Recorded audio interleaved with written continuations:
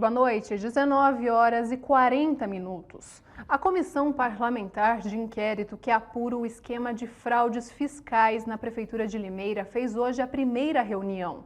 A CPI pretende montar uma equipe de auditoria para ajudar na investigação. Entre as primeiras decisões da comissão estão a contratação de um funcionário especializado em investigação.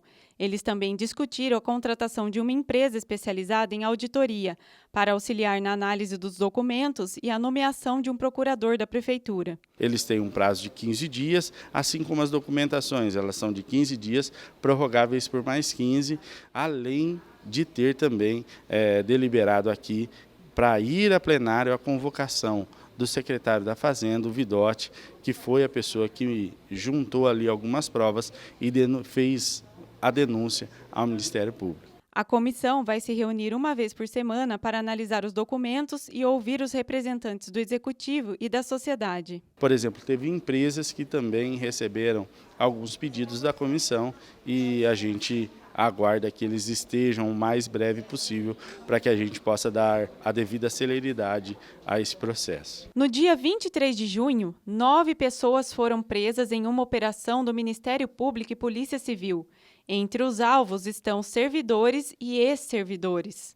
A investigação começou em março, depois que a própria Prefeitura denunciou irregularidades nas transferências de 23 imóveis e no cancelamento de dívidas fiscais, principalmente de IPTU.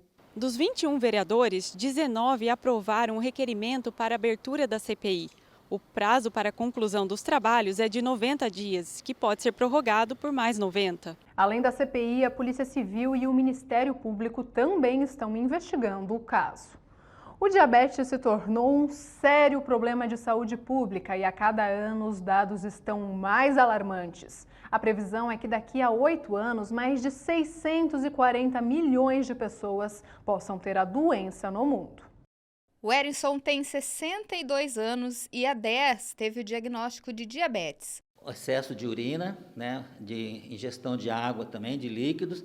E quando você faz xixi, que você acaba ficando umas micro gotinhas de xixi no vaso sanitário.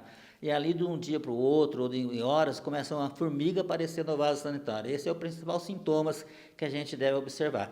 Depois canseira, e alimentação em excesso. Para não deixar a doença evoluir, além do tratamento feito com remédios, ele procura ter uma vida regrada. Diminuir a ingestão de açúcar de todas as maneiras, até a fruta que a gente acha que é saudável, mas tem fruta que tem muito açúcar, então a gente tem que evitar esse tipo de açúcar. O arroz, que também tem o amido, que vai vir a gerar açúcar. Exercícios físicos. A diabetes pode ser classificada como tipo 1, tipo 2 e gestacional.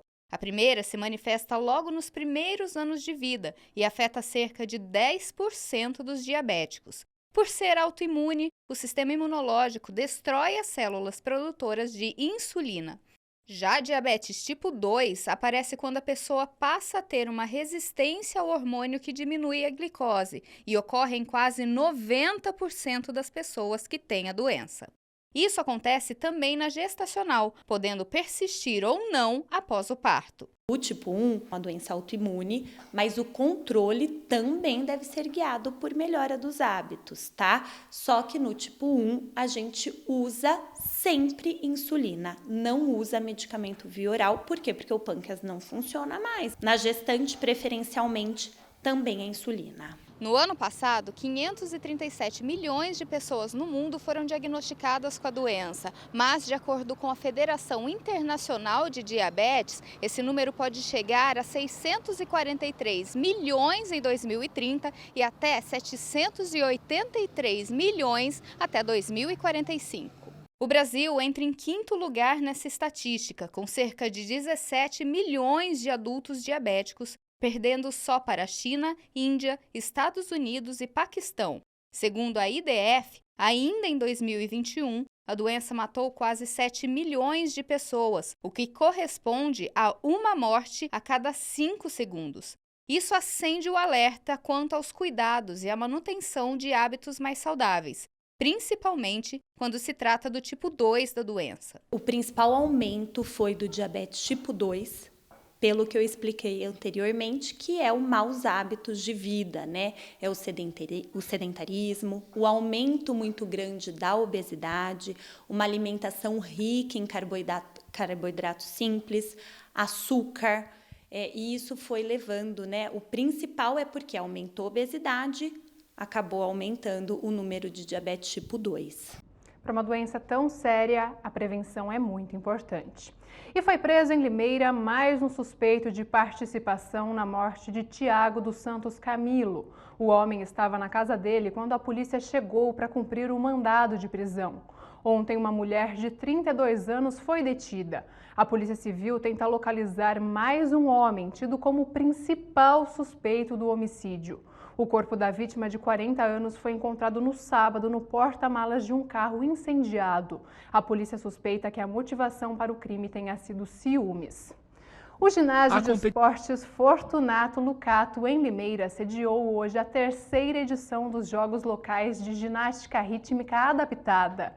Um show com muita beleza e inclusão. A edição vale vaga nos Jogos Estaduais das Olimpíadas Especiais. 7 atletas participaram, 6 meninas do Proesa, Programa de Esportes Adaptados da cidade, e uma da ARIL, a Associação de Reabilitação Infantil Limeirense. Nós temos no mundo todo a Special Olympics e no Brasil as Olimpíadas Especiais Brasil. Essa é a 3ª edição dos Jogos Locais de Ginástica Rítmica. Nós paramos em 2020 e 2021 e esse é o nosso retorno pós esse tempo todo que nós ficamos parados, né, pós-pandemia. As apresentações são feitas com a música e coreografia padronizadas pelas Olimpíadas Especiais. Durante a performance, as meninas esbanjam beleza com figurino especial e habilidade nos movimentos.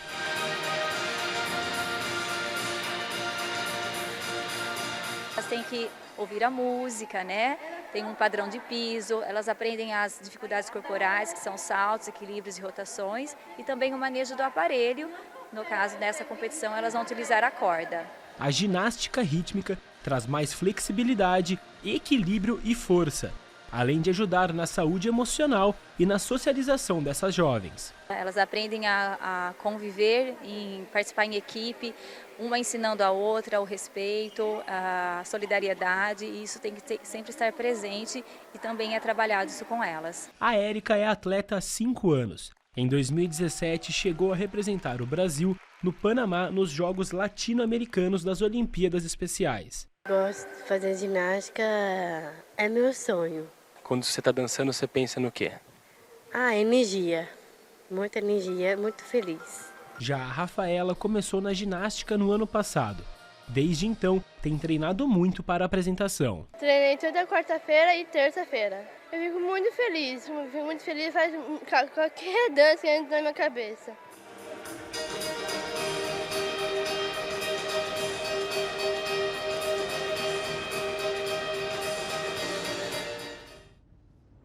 E depois do intervalo você vai ver a exposição em Leme faz homenagem a um dos mais conhecidos soldados da resistência da história do Brasil. A gente volta já.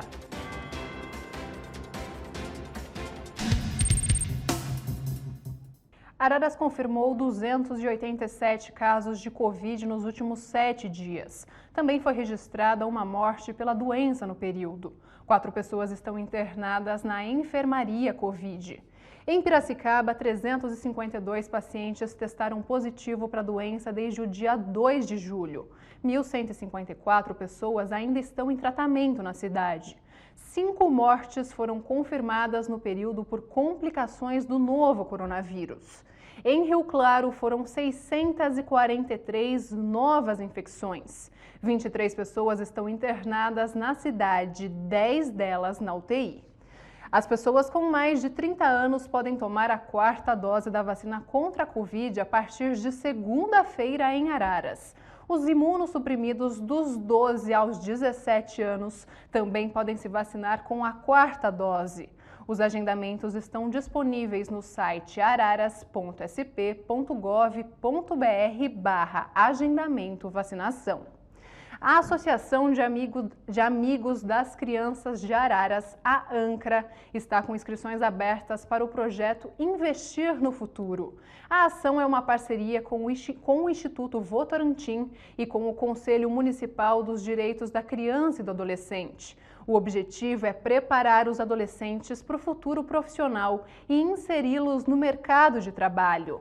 A qualificação na área de atendente e auxiliar de vendas, auxiliar administrativo e de escritório, recepção e operador de supermercado.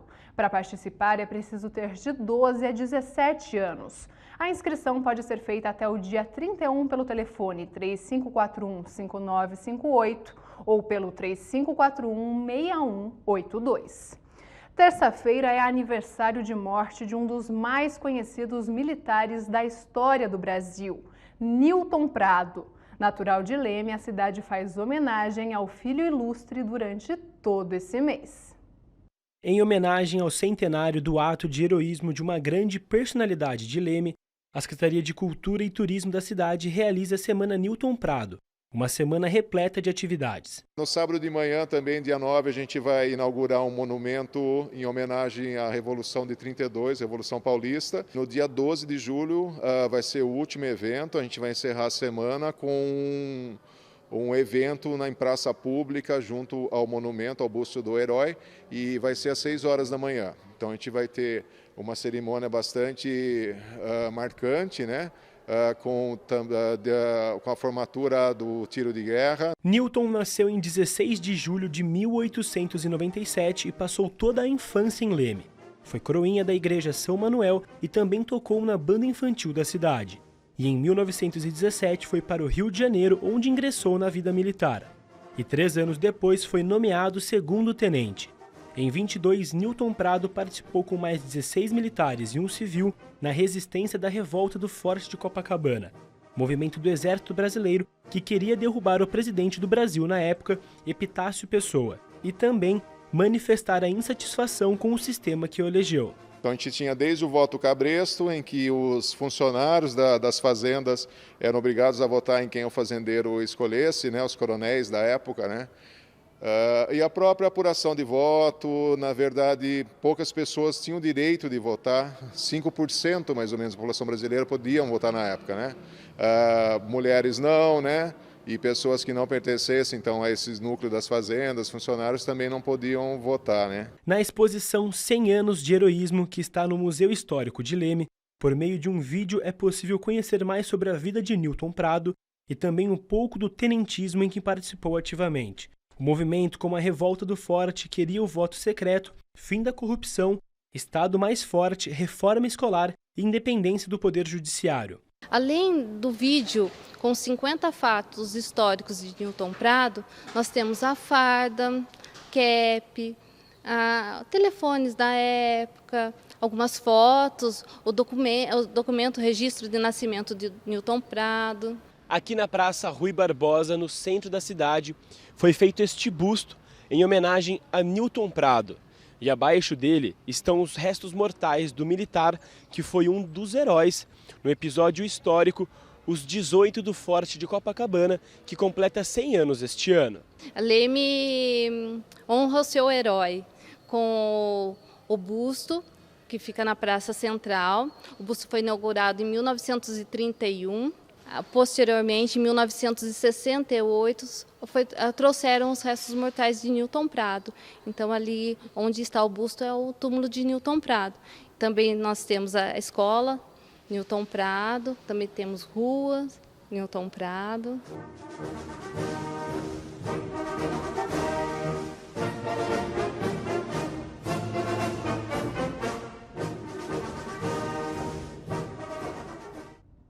E para quem quiser conhecer mais sobre a história de Nilton Prado e também do nosso país, a exposição pode ser visitada no Museu Histórico de Leme até o dia 31 de agosto. Amanhã tem CRAS Pro Arara de portas abertas em Araras. Uma oportunidade de conhecer mais sobre as aves silvestres. Serão 3 sessões, às 10 da manhã, 2 e 4 da tarde. A entrada é de graça. O CRAS Pro Arara fica na rua Santa Cruz, número 105, no centro da cidade. E se apresenta neste momento em Araras a equipe do Força e Ação. Manobras radicais estão sendo feitas na Avenida Dona Renata. A equipe Força e Ação existe desde 1990. São 32 anos fazendo acrobacias por todo o Brasil. 7 motos de 190 a 1000 cilindradas e mais um quadriciclo comandam o espetáculo. O show da equipe tem duração de 1 hora e conta com 50 manobras diferentes, onde os 5 pilotos mostram as habilidades em cima das máquinas. Tem salto em arcos de fogo, tem manobras com quadriciclo, tem uma moto lança-chamas, tem uma moto que ela lança fogo pelo escapamento, é muito legal, tem efeitos especiais, tem brincadeiras com o público. O grupo já realizou mais de 4.000 apresentações por todo o Brasil. Para o Dentinho, que é fundador da equipe, cada espetáculo tem uma emoção diferente. Apesar de todos esses anos de carreira, tantos mais de 4.000 shows realizados, a adrenalina sempre bate forte. O Pulhas pilota pela Força e Ação há 10 anos. Ele faz diversas manobras como o famoso zerinho. Normalmente nos shows eu faço uma manobra que é bem legal, que é o motoqueiro fantasma, onde a moto fica rodando sozinha. E a explosão cinematográfica, que é uma manobra bem bacana também. Também tem a manobra surf que eu faço na minha moto, que eu gosto bastante, a galera também curte. Para poder realizar as acrobacias, ele fala que a moto passa por algumas adaptações e é preciso também equipamentos de proteção. A gente só sobe na moto para pilotar com todos os equipamentos de segurança, capacete, luva, jaqueta, bota, para não acontecer nada de mal. Para quem quer conferir pessoalmente, a equipe do Força e Ação se apresenta em Piracicaba, domingo às 10 da manhã, na Avenida Armando de Sales Oliveira.